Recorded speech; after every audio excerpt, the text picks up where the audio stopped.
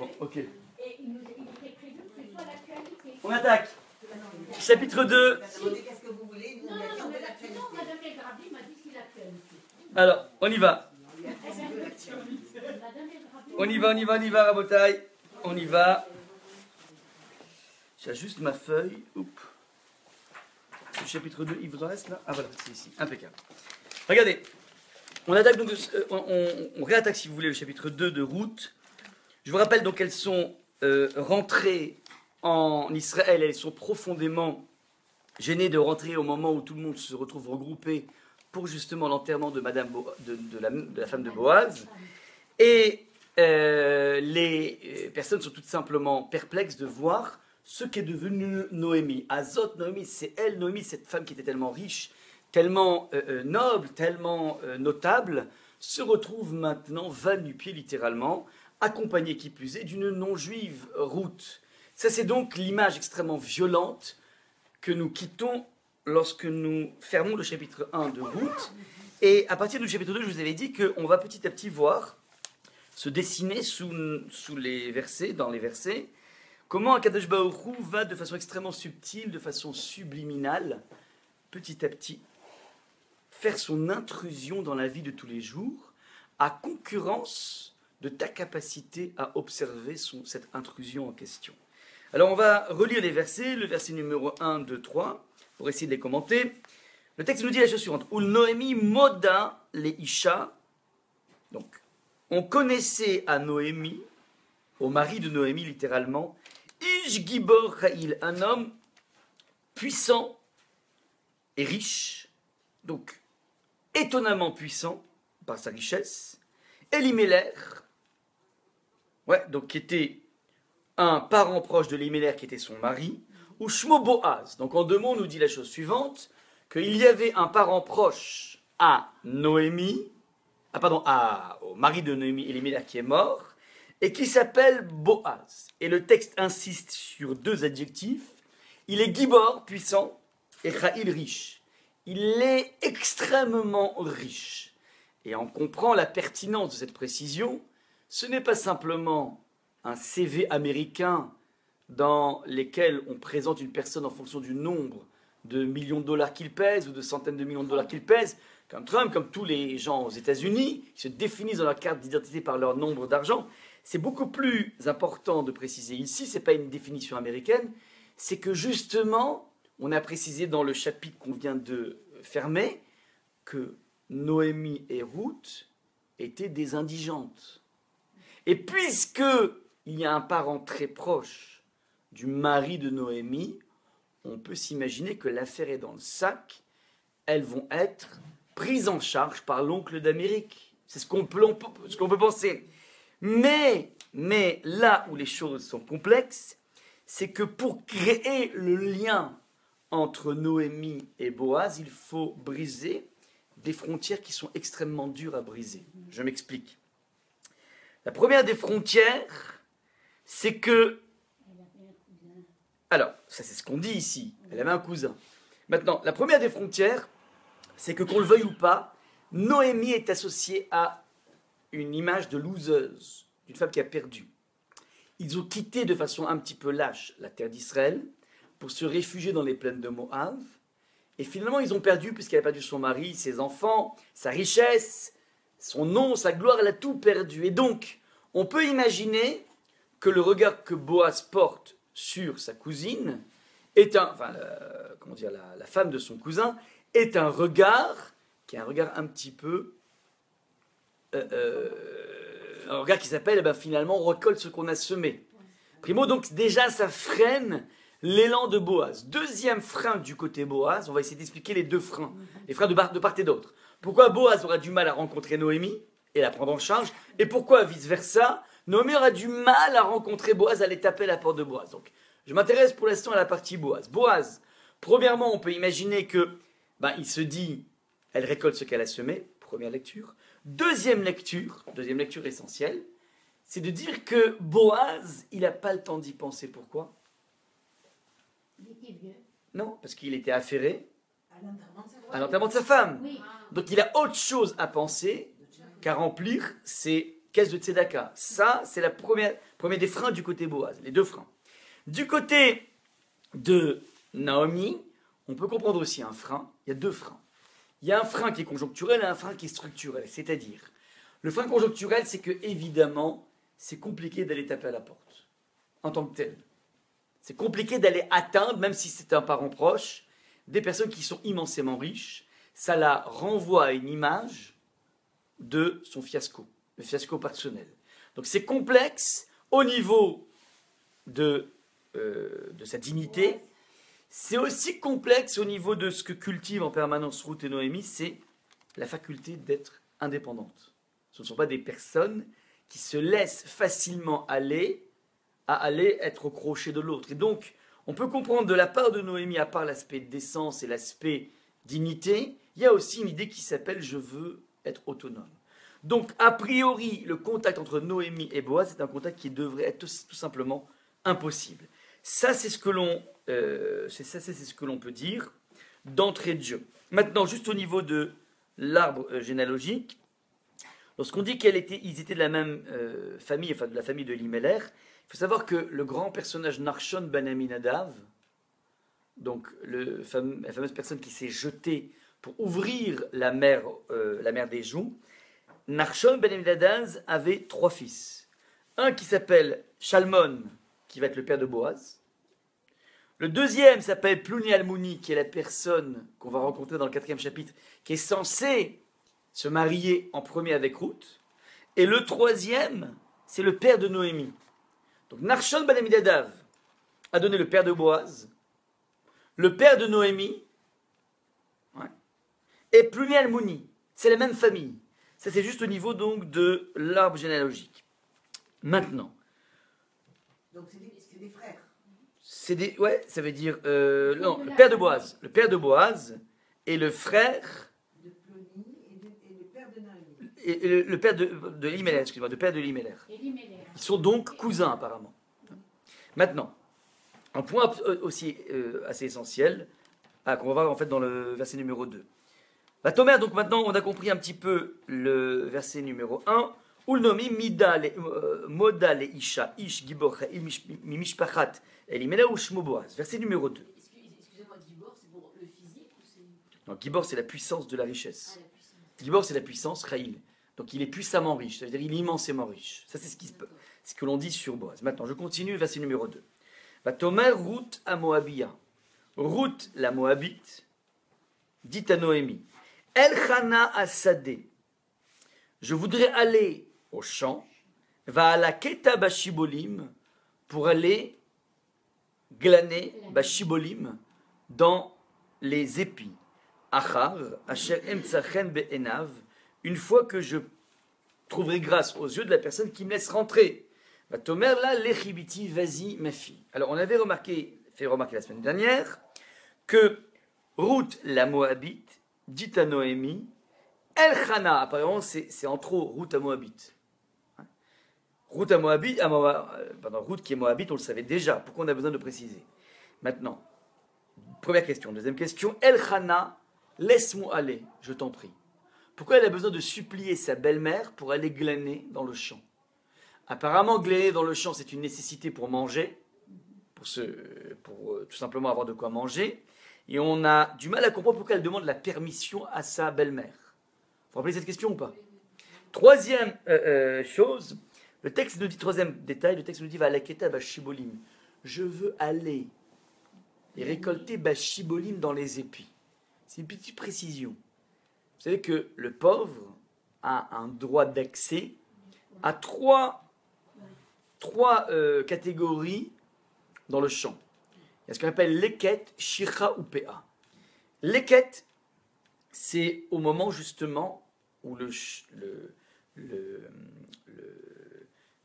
l'agriculteur est en train de faire sa lekita, c'est-à-dire il est en train de récolter. À ce moment-là, il y a des choses que l'on peut prendre. Parmi les choses qui tombent, ce qu'il n'a pas réussi à embrasser, on peut le prendre. Shira, c'est la motte de foin qu'il aura oubliée dans le champ. Il n'a pas le droit de revenir en disant « Ah, j'ai oublié, je vais prendre encore les miettes qui restent. » Et PA, c'est un coin dans le champ qui est réservé. Donc il y a 3, pour un pauvre, ouais, qui veut se nourrir, il a 3 canaux possibles.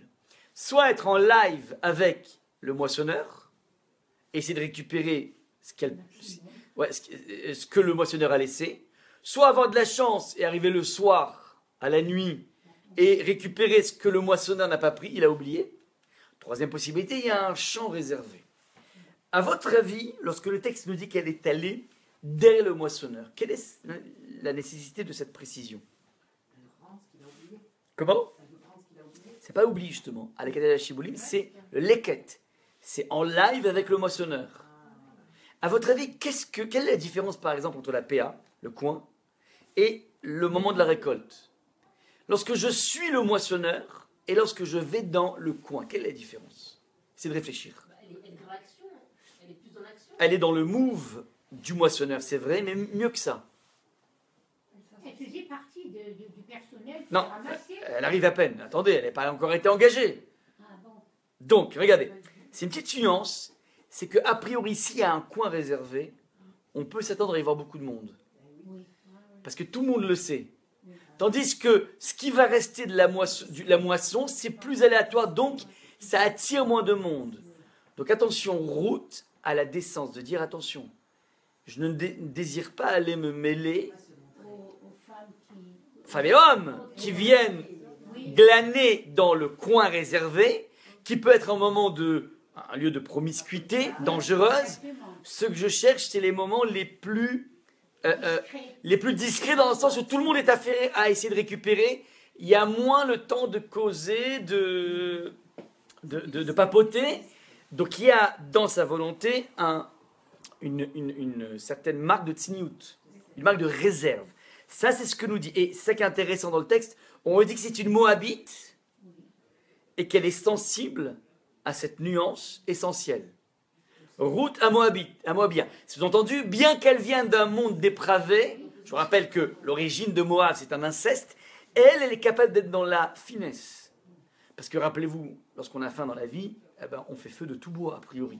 Ouais. Ce que l'on voit chez Ruth, c'est qu'elle a cette noblesse d'aller chercher exclusivement les blés en épis, non pas les blés qui auraient été dans un coin, qui serait la source. De sa nature, puisqu'elle est la fille d'un homme riche et enfin. Non, c'est pas lié à la richesse. Non, mais elle-même. Elle a une certaine Quand certaine elle s'est ouais. mariée, Ouais. avec, voilà. Ouais, mais c'est pas dit parce que si on est dans une contrée et on est dans un monde qui est dépravé, elle aurait une noblesse, peut-être vestimentaire, mais pas forcément au niveau de sa façon d'agir.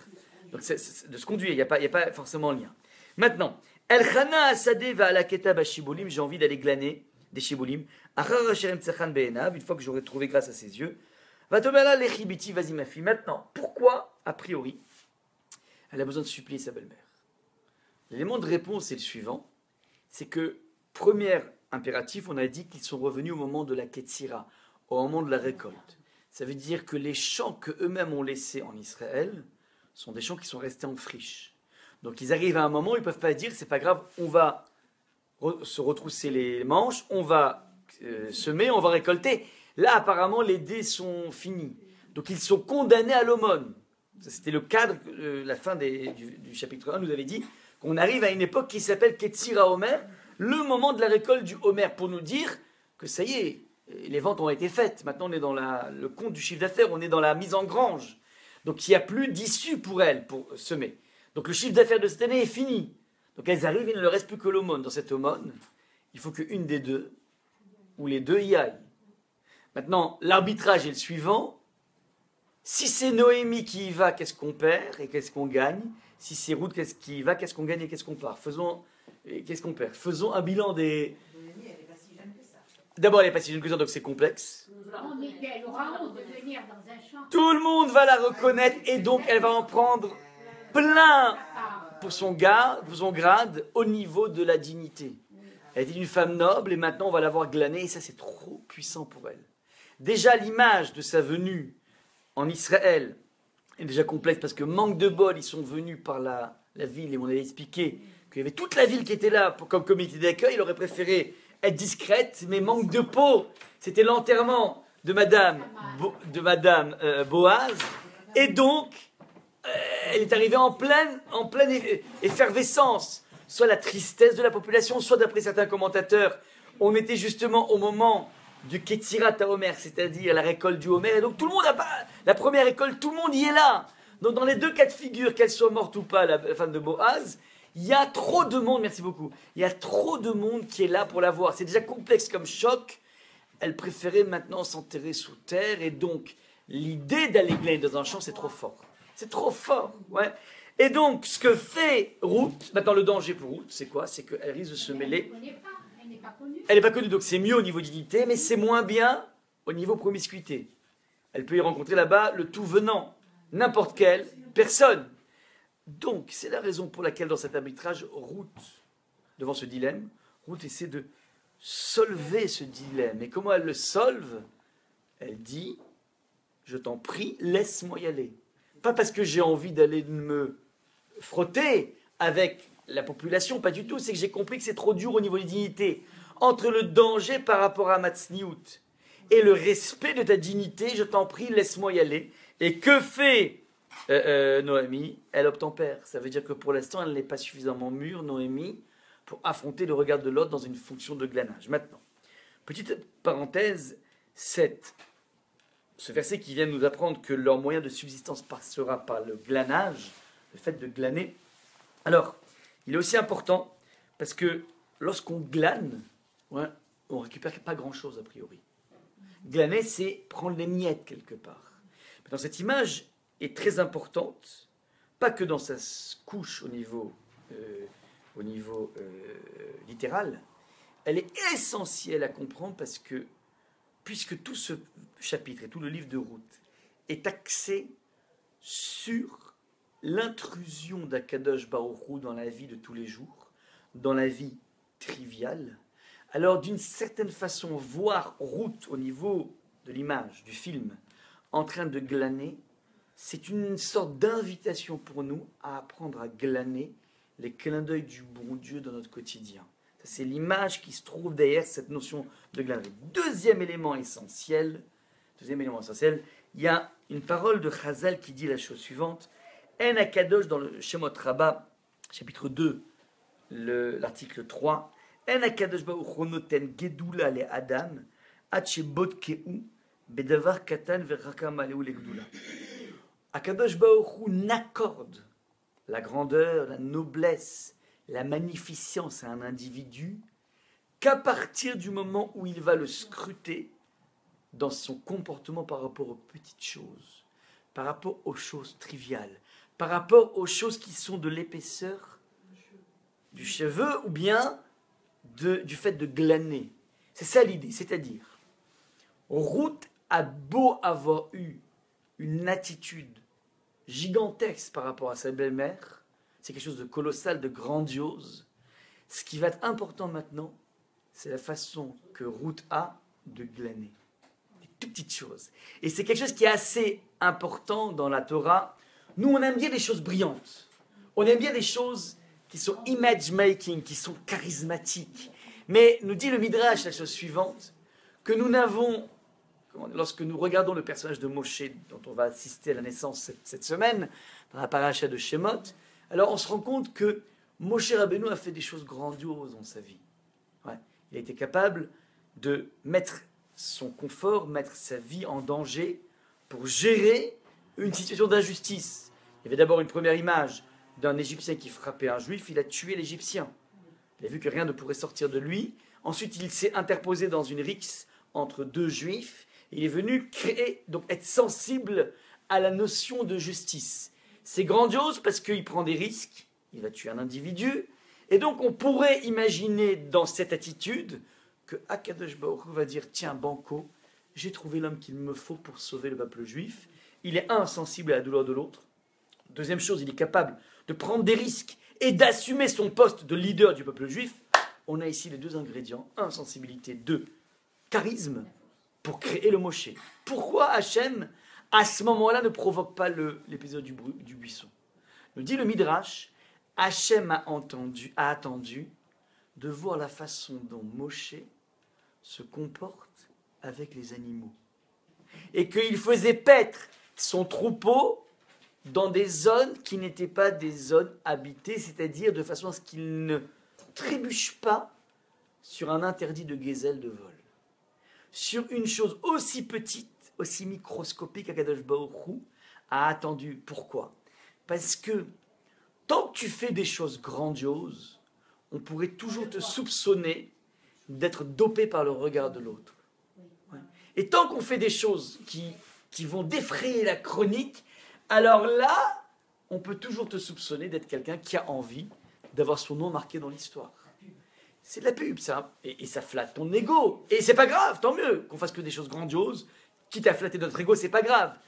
Mais là, on pourra jauger si ta motivation n'est que de l'ego ou bien une motivation beaucoup plus pure que la recherche de ton ego. C'est lorsqu'on verra dans les actes que personne ne connaît qu'il n'y a que l'œil de la Torah pour venir le dévoiler, parce que après, quand tu dis que Moshe est un berger, il fait paître ses moutons. Maintenant, tu vas pas commencer à rentrer dans les détails, tu n'as pas mis une puce dans les moutons pour savoir, pour les géolocaliser avec un Waze, pour savoir exactement où ils sont allés manger. Donc a priori, tu te dis, il fait paître ses moutons, on ne pourra jamais discerner un grand homme là-dedans. Réponse, c'est là qu'on le discerne, dans les petits actes. Et en fait, le petit acte est toujours là pour être ce qu'on appelle le maké bépati, c'est-à-dire l'argument décisif, le catalyseur qui pourra nous dire sur la personne si c'est oui une grande personne ou une petite personne. C'est caché tout ça, finalement. C'est Caché. caché quoi? Bien sûr, c'est camouflé. Bien sûr, l'apanage de la grandeur n'est jamais sur les écrans. Ouais, la grandeur, elle se trouve que dans les choses complètement insignifiantes.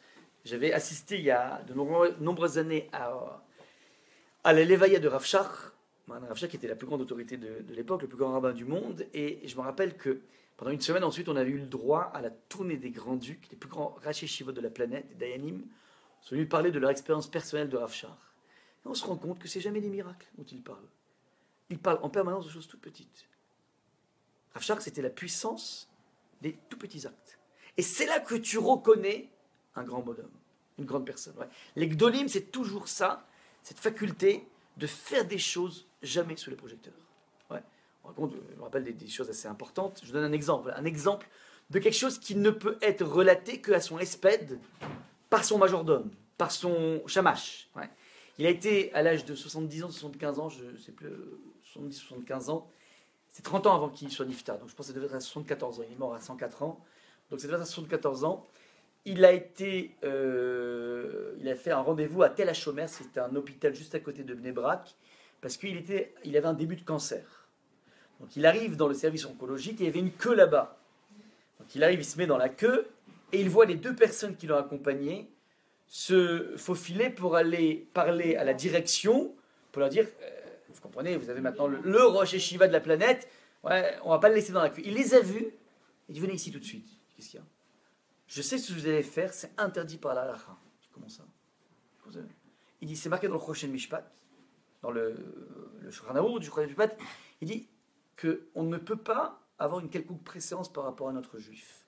Je ne suis pas mieux que notre juif. Maintenant, je décrypte cette histoire qui m'avait chamboulé quand je l'ai écoutée, je dis, il y a à peu près, je sais pas mal d'années, mais c'est une des choses qui me sont restées le plus de Rav Shach. Je vais raconter une deuxième histoire sur Rav Shach.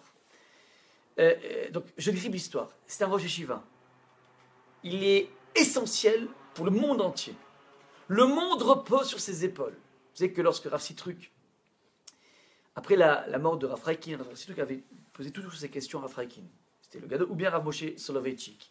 Lorsque ces deux grandes autorités sont niftarim, il allait systématiquement, il allait à Bnei Brak parler à Rav Shach pour lui demander tout ce qu'il devait faire. Est-ce que j'ouvre dans tel et tel endroit un mikvé ou pas? Est-ce que tout ce qu'il a fait dans sa vie était vu et revu et pesé par Rav Shach? Même son départ de Marseille avait été encouragé par Rav Shach. Il a demandé, il a posé le pour et le contre, il a dit ok, maintenant tu peux devenir grand rabbin de France. C'est-à-dire que tout ce qu'on a pu nous récupérer de Rav Sitruk, c'était grâce à un grand conseiller qui s'appelait Rav Shach. Ouais. Donc, juste pour vous dire, nous, l'impact qu'on peut avoir par rapport à ça. D'ailleurs, je me rappelle que son gendre m'a raconté que lorsqu'il a ouvert le centre Aleph, il y a une vingtaine d'années, je pense, une vingtaine d'années, alors il a tout de suite été débordé, parce qu'il y avait beaucoup de juifs, mais qui ignoraient le monde de l'étude, le monde des mitzvot, et donc grâce au charme de Rav Sitruk, tous les gens ont eu un engouement immédiat pour l'étude de la Torah, et Rav Gay, donc son gendre, s'est vu tout simplement débordé par la demande. Et donc il est arrivé à un arbitrage, il est allé poser la question à Rav Shach, il dit voilà, Qu'est-ce que je fais lorsque j'ai un arbitrage à faire? Je ne peux pas être dans deux endroits au même moment.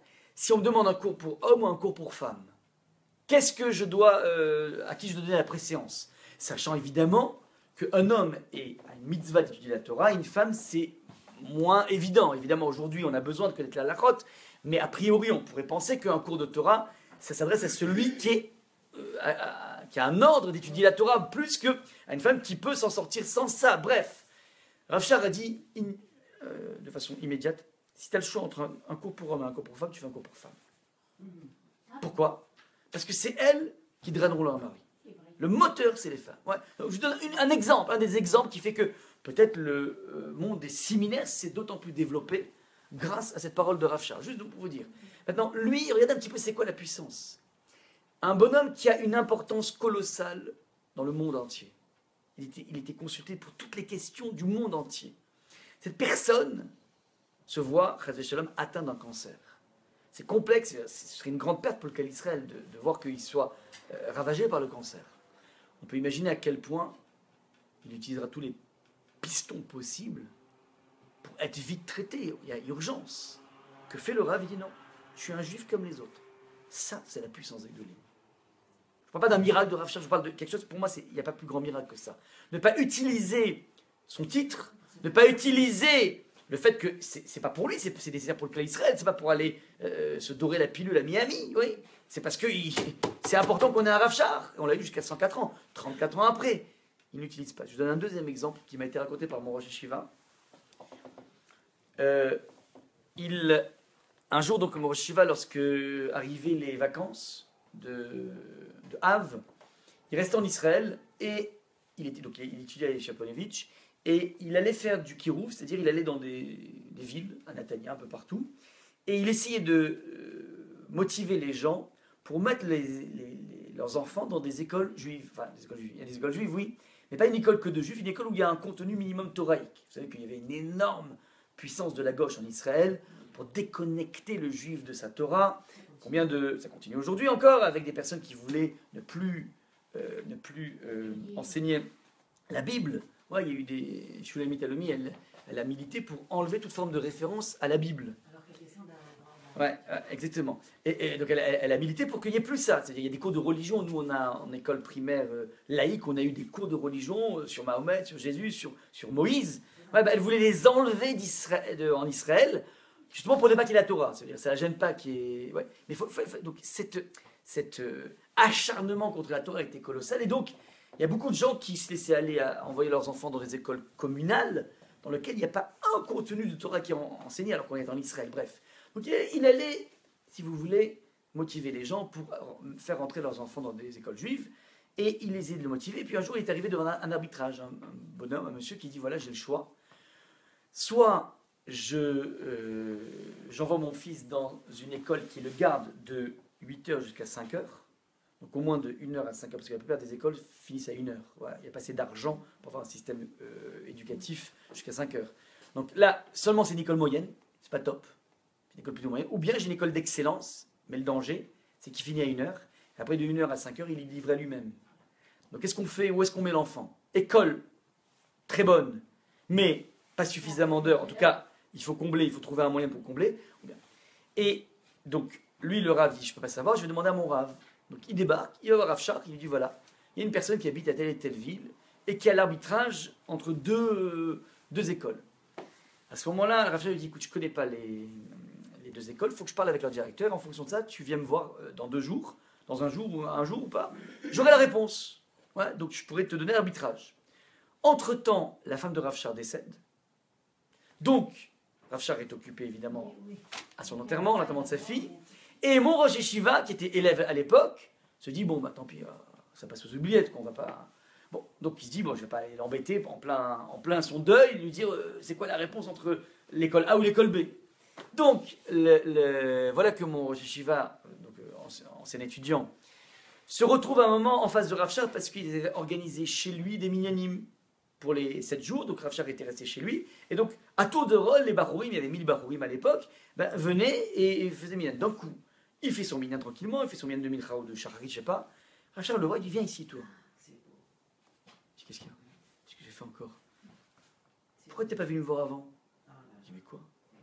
Ben, pendant la Levaya, j'ai pu rencontrer un des deux directeurs de l'école et j'avais déjà la réponse à la Levaya. En fait, si vous imaginez le degré de souci du clan Israël d'un gadol. Enfin, moi, je vous donne deux histoires qui m'ont le plus marqué par rapport à ce qu'on a dit sur Rav Shah dans cette semaine qui a suivi. C'est révélateur de ce qu'on appelle... Voilà, ça, c'est un Adam Gadol parce qu'il s'occupe des petites choses. Enfin, qui sont colossales. C'est ça, en fait, qui nous permet de jauger la grandeur d'un individu. C'est pas dans les actions spectaculaires.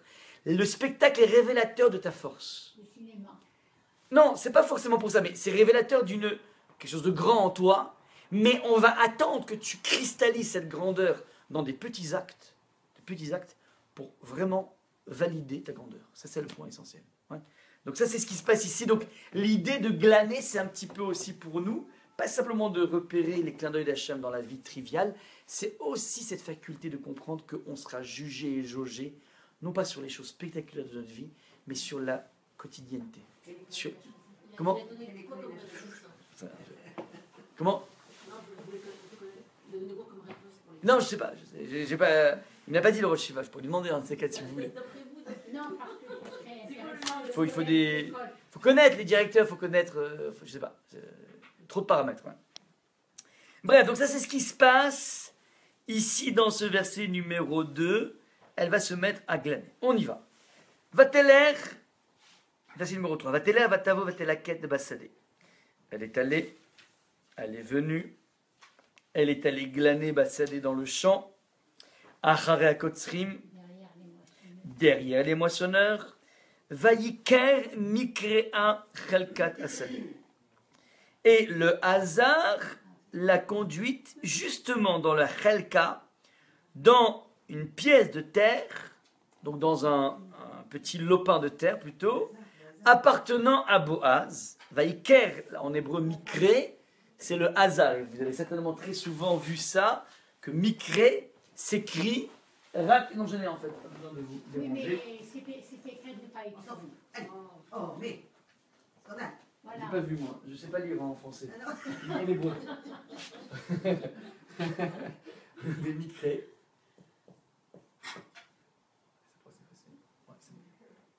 Ouais, Mikré. Mikré, c'est le hasard. Ben Mikré Raiti Oto. Je l'ai vu par hasard, ouais. Voilà, maintenant, où est-ce que c'est marqué il n'y a pas de hasard? Si je prends ces deux lettres, Rak, Rac. mais Hachem. Ici, ici et ici. Vous voyez pas? Mikré, c'est Rak, mais Hachem. Ce n'est que Plus d'Hachem. d'Hachem, oui. Vous voyez pas? C'est notre lecture des choses. Donc, si... Attendez 2 secondes. Je gère. Voilà. C'est le calcul. C'est la magie de l'écriture hébreu, exactement. Oh, polo, polo. Ouais. Donc, ça, c'est ce qui se trame dans ce verset. Le hasard, en tout cas, Akadosh Baruch Hu a conduit de façon subtile ses pieds, justement comme par hasard, dans le terrain de Boaz. Parce que je vous rappelle depuis le début que l'événement route rencontre Boaz est un événement tout simplement impossible. Parce qu'il est immensément riche, il est immensément juif, il est immensément vieux, il est immensément chagriné par le départ de son épouse. Et il est infiniment juge, c'est un juge. Donc la chance que Ruth puisse atterrir avec Boaz, c'est pas possible, parce qu'elle est exactement le contraire de lui. Elle est immensément pauvre, immensément loseuse, immensément pas juive. Ouais. Oui, il a fait ça C'est une dans chose, mais qui se marie, c'est autre chose. Voilà, ouais, si on compte, je parle, si on compte dans un mariage, l'événement est tout simplement pratiquement impossible. Ça, c'est ce que l'on avait dit, et apparemment petit à petit, ouais, c'est pas un coup de foudre. C'est petit à petit, on approche une possibilité de rencontre. Vateler, vatavo, vatelaket, basader, vaikar, mikrachel, katasede, le boaz, asher, mishpachat, elimelech, qui vient comme par hasard de la mishpachat, elimelech, et on voit se profiler ici la possibilité d'un yiboum, puisque s'il vient d'un Mishpach Elimelech et qu'elle s'est mariée avec un fils de Elimelech qui est mort, alors il y a une idée du yiboum, c'est pas le yiboum Oui. classique de la Torah, mais c'est ce qui se pratiquait à l'époque. On se mariait avec la personne, la femme qui avait perdu quelqu'un, même un parent proche, même un cousin lointain. Et l'idée était tout simplement d'assurer une descendance. Vous retrouvez ça d'ailleurs dans les habitudes dans le monde marocain, lorsque un vieil oncle décédé, l'enfant qui naissait juste après, on l'appelait Makhlouf. Parce que Makhlouf en hébreu veut dire remplaçant. Il vient remplacer. Il y a quelqu'un qui est parti, alors on remplace. Sous-entendu, on a une éternité. Ouais, c'est l'idée. Donc il y a en permanence cette recherche de pérennité qui va se cristalliser par la possibilité de se marier avec un parent proche de Machlon, qui était le marié de Ruth, de façon à assurer à Machlon une résurrection. Ça, c'est ce qui se passe dans ce verset numéro 3. Maintenant, Donc Boaz, on peut l'appeler Marlouf alors. Donc Boaz n'a Ouais. pas d'enfant de pas Boaz, ouais, peut-être. Ouais, mais Marouf, deuxième génération, parce que c'est plus Almouni normalement. On parle de Boaz. Il y avait un qui était plus proche que Boaz. Oui, ben c'est son cousin et puis il a refusé. Ouais, il a refusé, exactement. On continue. Maintenant, le verset peut-être le plus important de toute la Megillah de Ruth. Ouais, le verset le plus important, vous allez voir. Veine Boaz ba mi Bethléem. Veine, et voici que Boaz, ba vient de Bethléem. Vient de... Ouais, Bethléem. Juste oublié de vous préciser dans le verset numéro 3, excusez-moi, je vous laisse en suspense. Vatélin, vatavo, vatelaket. Elle est allée, vatavo, elle est revenue. Elle est partie où? Elle est partie, elle est revenue. C'est quoi ce yo-yo? Réponse, elle est partie, elle a repéré l'endroit, et elle est revenue parce qu'il y avait du monde. Elle est revenue, donc elle a attendu que le monde... Ouais. Donc c'est un petit peu encore une fois cette noblesse de Ruth. Elle ne va pas se jeter sur le premier champ venu. Elle va s'arranger pour que ça se fasse de la façon la plus propre possible. Donc je reprends. Verset numéro 4. Veine Boaz, et voici que Boaz Bami Bethléem vient de Bethléem. Vayomer la Kotzrim, il s'adressa au Kotzrim, donc au moissonneur. Hachem imachem, Dieu est avec vous. Vayomrulo, ils lui ont répondu les moissonneurs, donc ces ouvriers. Yevarechecha Hachem, que Hachem te bénisse.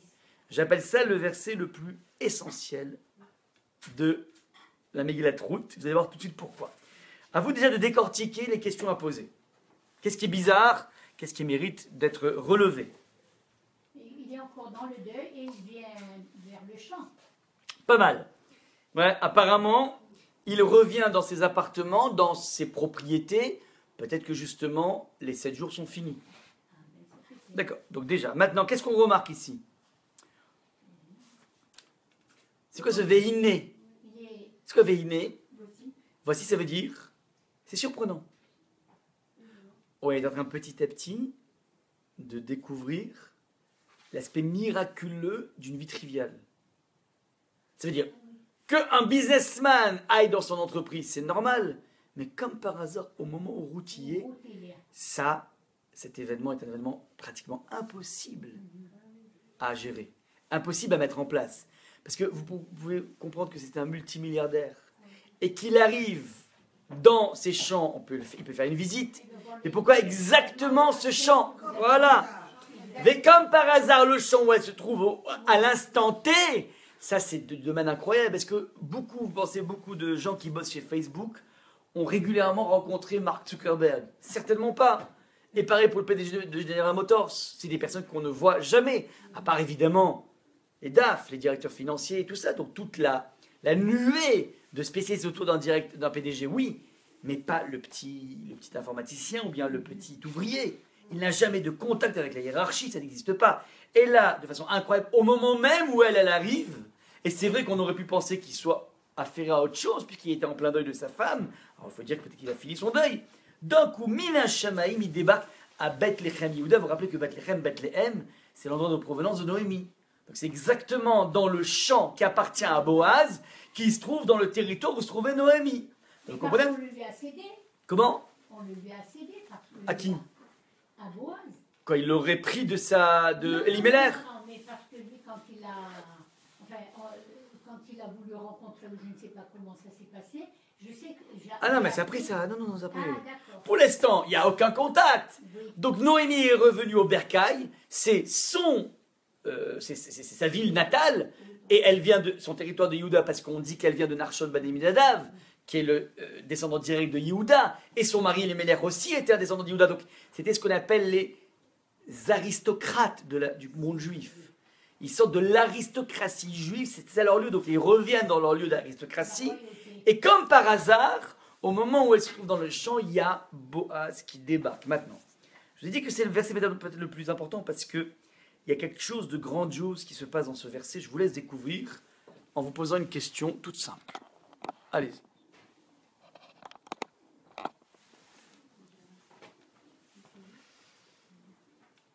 D'abord, c'est quoi le verset numéro 4 du chapitre 2? C'est quoi? Qu'est-ce qui se passe? Il y a un tremblement de terre, il y a un mariage, il y a quoi? Qu'est-ce qui se passe? Non, il est venu voir son champ. Et alors? Et qu'est-ce qui se passe? Et alors tout le monde le voit, lui, enfin, il bénit ou je ne sais pas quoi. Il dit bonjour et ils disent bonjour à toi. Oui, oui. Bonjour, bonjour. Ouais. Salut, comment ça va? Ça va et toi? Super, génial. Baruch Hashem, ciao. Donc il n'y a pas plus trivial dans la vie. Dire bonjour, on n'écoute même pas la réponse. Bonjour, comment ça va? T'es déjà parti? Ça va, Baruch Hashem et toi? T'entends même pas le et toi. Ouais. C'est la formule classique. Bon. Donc il n'y a pas plus trivial que le verset chapitre numéro 4, le verset numéro 4, et il n'y a pas plus puissant que le verset numéro 4, vous allez voir tout de suite. La façon de dire bonjour. Soit avec toi, et Attends. l'autre, il dit, le Seigneur te bénisse. Alors, La façon de dire bonjour, c'est quoi? C'est Yevarecha Hashem Imachem, pardon. Hashem Imachem. Dieu, Imachem, est avec toi. Hashem Imachem. Dieu, ça veut dire quoi Dieu est avec toi? Ça veut dire quoi Dieu est avec toi? Nous on dit bonjour, on dit Shalom Aleichem. On dit bonjour, que tu es un bonjour. On dit Shalom Aleichem, la paix sur toi. Ouais. Salam Aleikum, la paix sur toi. Ouais. C'est ce qu'on fait, c'est le bonjour, c'est ça. Buenos dias, guten Tag. Ouais. Have a good day, je sais pas comment, good morning. Ouais. Ouais. Donc ça veut dire, nous on souhaite quelqu'un quelque chose de bien. Là c'est pas ça, c'est pas bonjour. C'est le bon Dieu est avec maintenant. Prenons. Maintenant, réponse des Kotzrim, il répond que Hachem te bénisse. Ça, j'entends mieux, c'est un meilleur bonjour. Tu peux dire à quelqu'un que Dieu te bénisse. Ouais, c'est pareil. Mais l'amorce de Boaz n'est pas le bonjour classique. Okay. Maintenant, sachez une chose, c'est que ça fait partie, cette façon de dire bonjour, Dieu est avec toi, fait partie des règles que Boaz a édictées en tant que juge suprême. En tant que maître de la génération, il a fait une takana, c'est-à-dire il a mis en place une règle pour laquelle tout le monde doit se tenir, dans laquelle tout le monde doit se tenir, c'est que lorsqu'on dit bonjour à quelqu'un, on ne dit pas bonjour, comment ça va? On lui dit Hachem Imachem. Dieu est avec toi. Traduction, il y a en toi quelque chose qui est de l'ordre du divin. Mais comment je peux dire ça sur quelqu'un, il y a quelque chose de l'ordre du divin, si je n'ai pas un regard profond sur lui, sur un trait de caractère qui me prouve qu'il y a quelque chose de grandiose chez lui, sa gentillesse, sa ponctualité, sa témérité. Il y a des qualités fortes chez un individu qui peuvent me permettre de dire sur lui, il y a quelque chose de divin en toi. Ça veut dire, Boaz a mis en place de façon étatique, surtout le peuple juif, le devoir de repérer chez l'autre une qualité ultime qui va me permettre, au moment où je le vois, de dire Amonai Imachem. C'est pas Hachem Imachem, hein. C'est Amonai, le vrai nom, Imachem. C'est-à-dire, je prononce le nom de Dieu comme lorsqu'on prend une bracha, on fait une bracha, on ne le prononce pas à la va-vite. Pareil, quand tu dis bonjour, tu ne peux plus le prononcer à la va-vite. Tu ne peux plus faire comme ça, bonjour, comment ça va et toi, Baruch Hashem, super, ciao, boum. Tu peux faire ça. Tu dois te réfléchir 2 minutes, tu dis waouh, Hachem Imachem, il y a quelque chose de divin en toi. Ça, c'est ce qui se trame dans le bonjour. Maintenant, c'est une véritable révolution. Je vous ai dit que l'histoire des juges, on est à la fin de l'histoire des juges, des 400 ans. Mais l'histoire des juges commence par un moment de repli de chacun des béné Israël sur eux-mêmes, qui fait que chacun est en train de tirer la couverture de son côté, et on n'est pas enclin à regarder l'autre, à s'occuper de l'autre et à prendre en charge l'autre. Ça, c'est le climat qui règne à l'intérieur du peuple juif. Aujourd'hui? Non, Au début des dans juges. la- Au début des juges, c'est valable aussi aujourd'hui, malheureusement. Maintenant,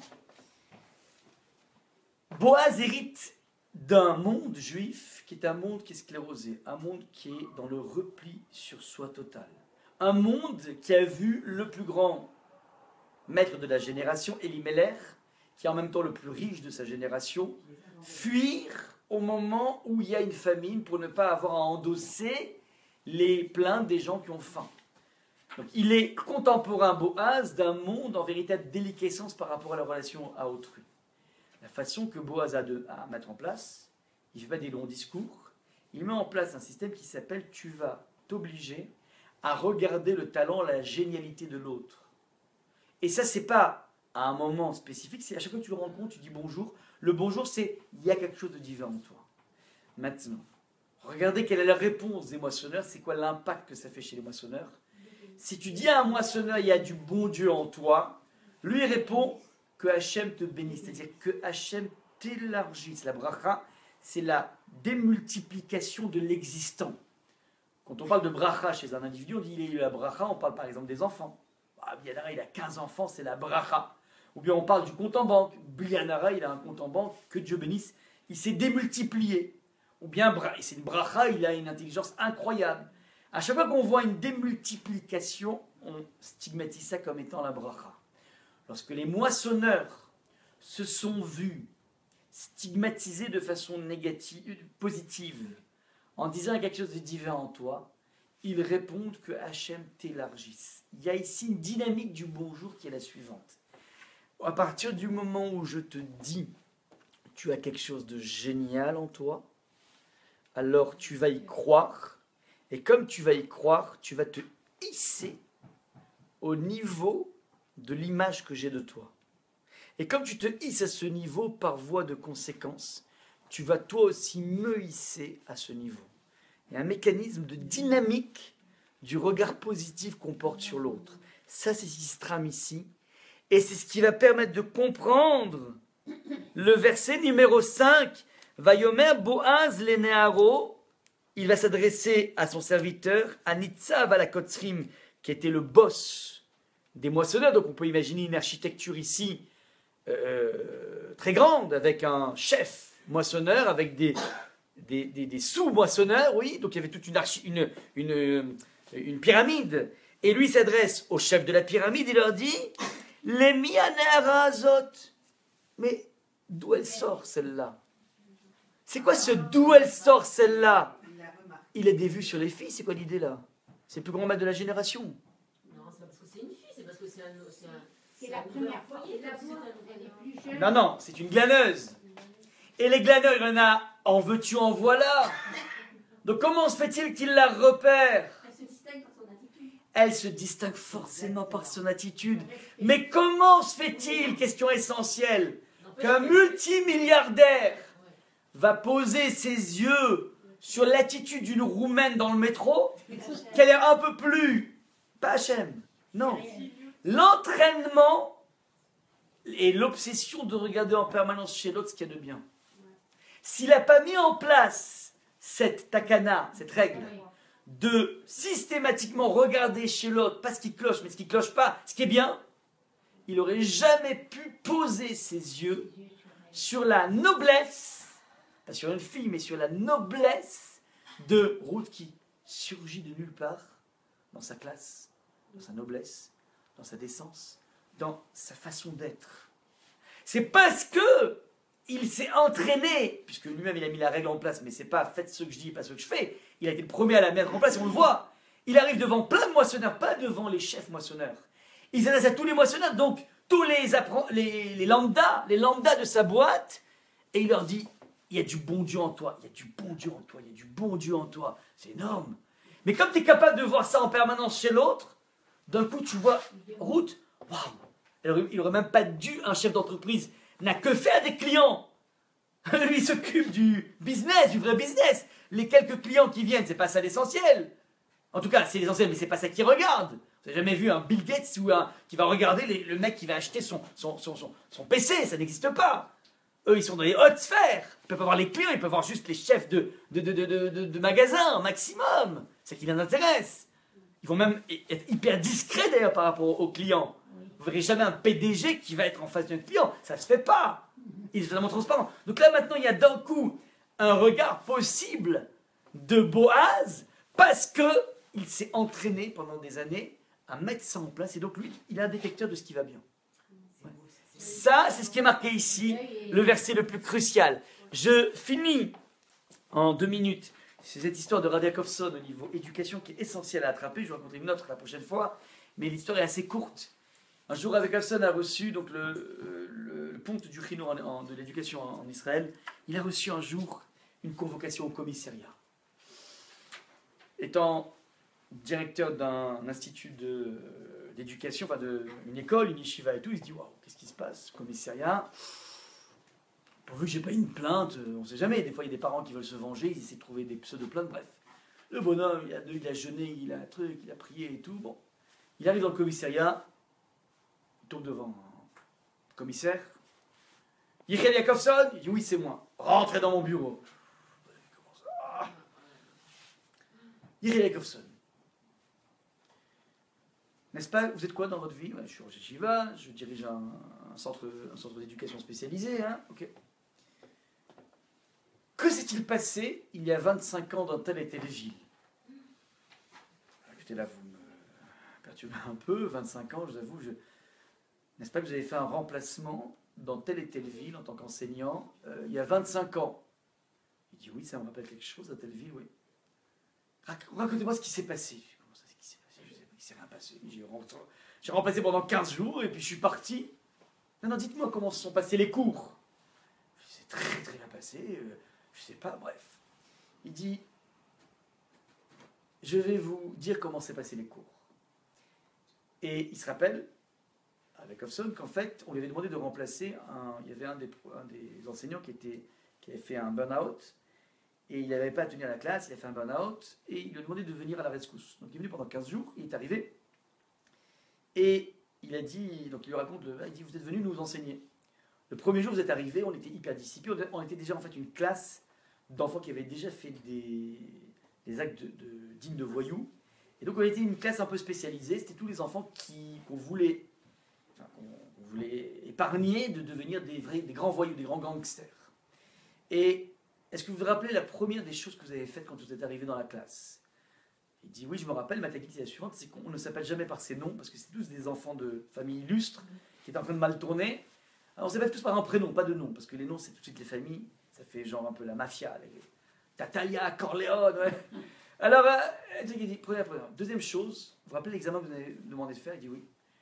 Il dit, vous nous avez assis tous, et vous nous avez dit, voilà, à partir de maintenant, avant de commencer mon cours, je veux que vous vous mettiez pendant 10 minutes chacun avec son copain, et vous devez marquer sur un papier quelle est la qualité essentielle de ton copain. 10 minutes. Il dit, vous vous rappelez ça? Il dit oui, c'est quelque chose que j'utilise très souvent. À ce moment-là, le commissaire sort de son portefeuille. Il sort, il dit voilà, ça fait 25 ans, mon copain a dit sur moi que j'étais téméraire. Il dit ça. Je vous le dis avec Hobson, à cette époque-là, j'avais décidé d'être un gangster. J'étais téméraire, effectivement. Étant donné que mon ami a dit que j'avais cette puissance, je suis resté dans le monde de la drogue, je suis resté dans le monde des armes, mais je suis du bon côté. Je suis commissaire de police. Vous comprenez pas? Ça veut dire qu'il avait une puissance, cet individu, la témérité, la force. Il aurait pu devenir un gangster grâce à cette stigmatisation positive. Il l'a canalisé, il est devenu commissaire de police, il a embrassé le rave, et ils se sont quittés comme ça. Alors, comme ça, on raconte sur lui-même 25 ans après. Voilà. Boaz, ça s'arrête là.